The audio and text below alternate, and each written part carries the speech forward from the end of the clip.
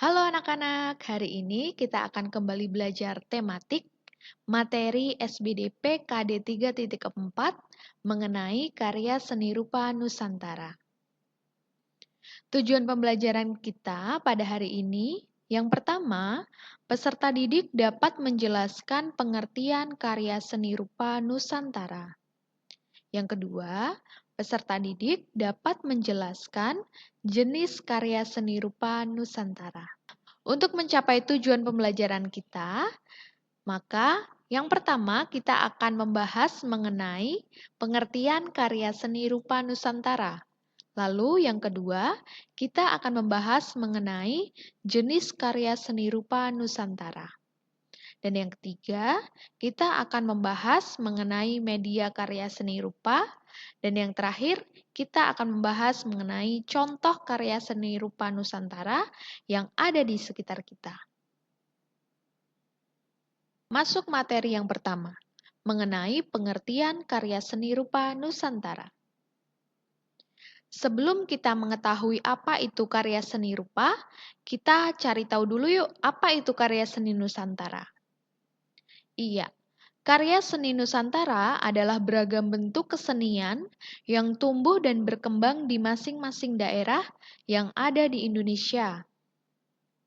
Ragam bentuk kesenian Nusantara tumbuh sebagai hasil olah budaya masyarakat yang hidup di suatu wilayah sesuai dengan adat istiadat dan kondisi lingkungannya. Contoh seni Nusantara yang berkembang di Indonesia itu adalah seni rupa.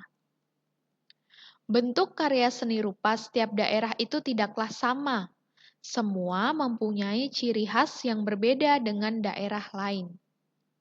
Hal ini dikarenakan karya seni rupa yang dihasilkan merupakan bentuk pengolahan gagasan, teknik, media, maupun keahlian dari masyarakat yang membuatnya.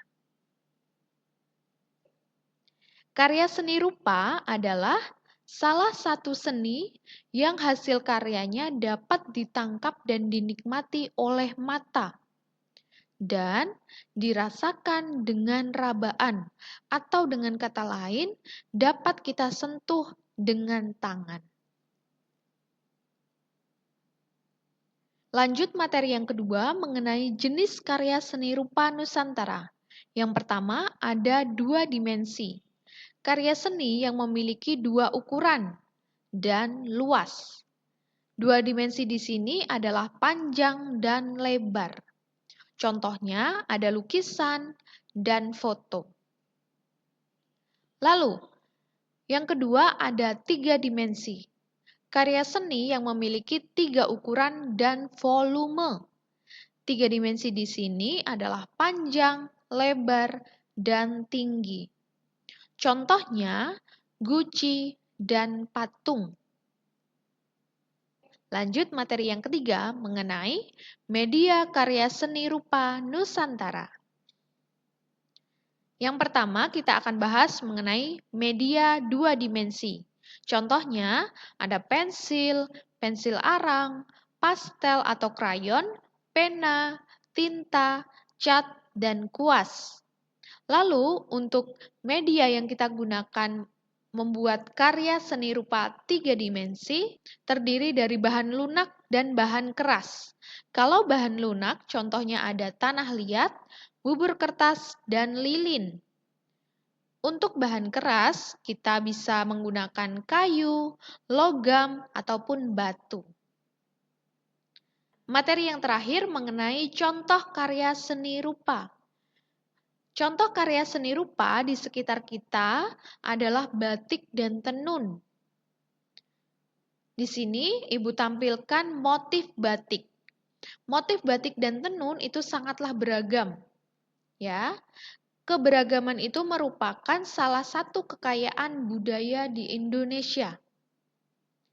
Nih, yang kedua, Ibu tampilkan gambar motif tenun. Nah, anak-anak, motif sendiri itu adalah gambar yang digunakan untuk menghias kain. Tadi kita sudah belajar mengenai pengertian, mengenai jenis, mengenai media, dan contoh yang ada di sekitar kita.